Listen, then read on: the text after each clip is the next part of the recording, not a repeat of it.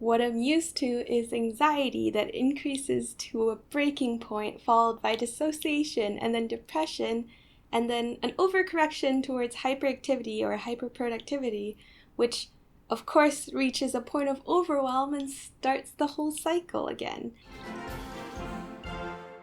We face so much tragedy these days that sometimes we forget to actually deal with them. I can scroll through my feed and see a post that warms my soul to its very core, right above a story that shakes my faith in humanity completely, right above a video of a cat just existing and being adorable.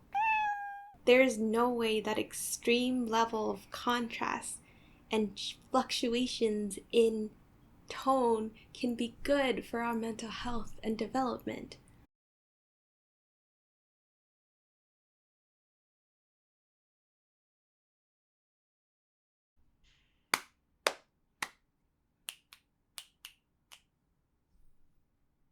I wanted to put some of the thoughts I've had over the past year and a half into something.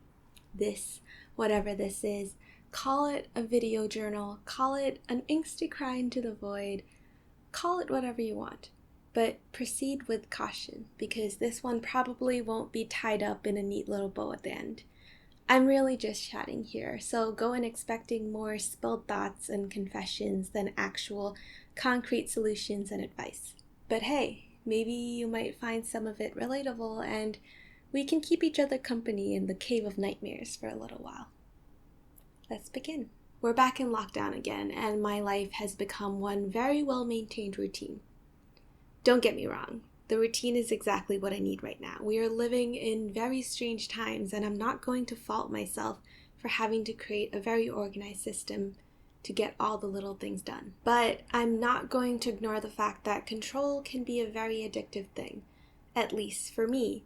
Throughout this whole pandemic experience, I keep making the same realization over and over again in different ways. I keep running into different issues with the same root cause, that root cause being the fact that I cope with control, and control can be a very addictive thing. Some of my disordered eating habits came back during lockdown, and it wasn't even because of my body dysmorphia anymore. It just gave me such a sense of control, and I really needed that. A lot of my agoraphobic tendencies very predictably came back during lockdown. I haven't been doing a good enough job at pushing back against the intrusive thoughts, because giving into them and dutifully following their instructions gave me a sense of purpose and authority. I needed so much control, and I was taking it from anywhere I could find. I obsessed over habits and routines and fixated over the little details. To be honest, I don't really know what the answer is. I don't know exactly where the line is drawn between good, healthy coping mechanism control and bad obsessive control. All I can really do is wager a guess and try my best with what I know. When the restrictions were lifted after the first wave, I started exercising regularly, and that was a really healthy coping mechanism for me because it helped me shift from my reliance on harmful habits onto something that was actually pretty good for my health and my productivity levels, and also gave me a bunch of serotonin. I am aware that I do use exercise as a little bit of a crutch to help deal with that impulse to perfect what I do and what I eat and who I am, but it has never really gotten out of control, so I still regard it as a pretty healthy choice for me to make every single day. We're back in lockdown again now, and honestly, losing that daily routine really threw me off balance for a little bit. I really missed my morning run. It gave me something to look forward to every day, a sense of purpose and a goal to strive towards in a time where my days really bleed together and my life feels very stagnant. I am aware that in the grand scheme of things, me missing the freaking gym is the most champagne of issues. But I'm also trying to catch myself whenever I try to use the bigger picture as a way to invalidate my own emotions, because they may be a bit silly, but they're still valid, and you can't shame your way into feeling good. You can be real with yourself and still be kind, and really we're all just trying our best. Quarantine, especially when you live alone, is a very controlled and isolated environment, which is great for my agoraphobia, but bad for basically everything else. I have very significant chunks of time most days where everything is just peaceful and so unbelievably predictable. And as a result, I am much more present. I don't dissociate as much, and I definitely have less panic attacks. But it's also strange because the current reality that I'm present for feels very unreal. My brain isn't actively dissociating or freaking out, but the current reality we're all living in just naturally feels very disconnected and strange. And also, sometimes I exist in this little isolated bubble in my mind for so long that I can barely identify a discernible feeling I've felt by the end of the day. Everything's just good, or fine, or at least meh. And that's not to say that I'm bored. I'm definitely not bored. I have a very rich internal world and 1,001 hobbies specifically tailored for my tendency to prefer alone time over basically any option out there. And maybe sometimes I enjoy my own company a little bit too much and forget to take the time to make connections with other humans. And now that I'm saying that out loud, maybe that's part of the problem, but we don't have the time to unpack my entire personality today.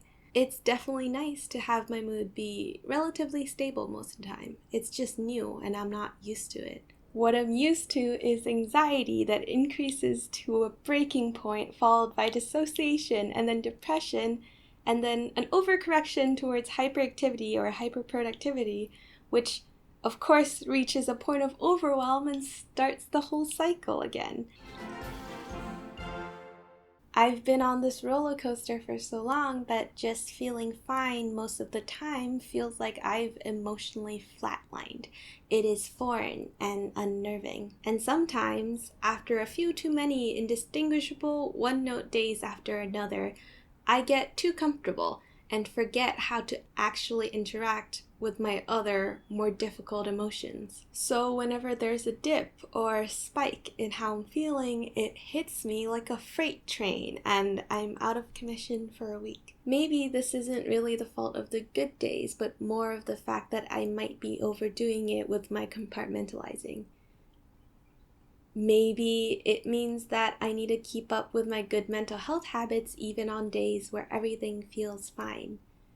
Or maybe the feeling of fine isn't even good at all, just a mask that I've plastered over my other emotions in an attempt not to have to deal with them, which that never really works, does it? Honestly, I don't know what it is. If I knew, it'd be solved, but as you can see, she's a mess. There are times when I read the news and my brain shuts down completely. We face so much tragedy these days that sometimes we forget to actually deal with them. I don't think any of us were made to be able to process this much information and emotion and complexity. Scrolling through social media feels like getting emotional whiplash. We have access to so much information at the tip of our fingers, and it cannot be healthy to be on such a swinging pendulum of emotion all of the time. I can scroll through my feed and see a post that warms my soul to its very core, right above a story that shakes my faith in humanity completely, right above a video of a cat just existing and being adorable. There is no way that extreme level of contrast and fluctuations in tone can be good for our mental health and development. I want to do more for the world and be the best person I can be, and sometimes it feels like if I take my hands off the steering wheel for 1 second, I'll skid off the road completely and become a bad person, or be too comfortable as a cog in the systems that are ruining existence for everyone. I never feel like I'm doing enough, but at the same time, I can't imagine being able to take in more of the injustice and hurt that's out there. I definitely need to figure out how to take a break and to take a step back from the news and the general existential dread when I have to.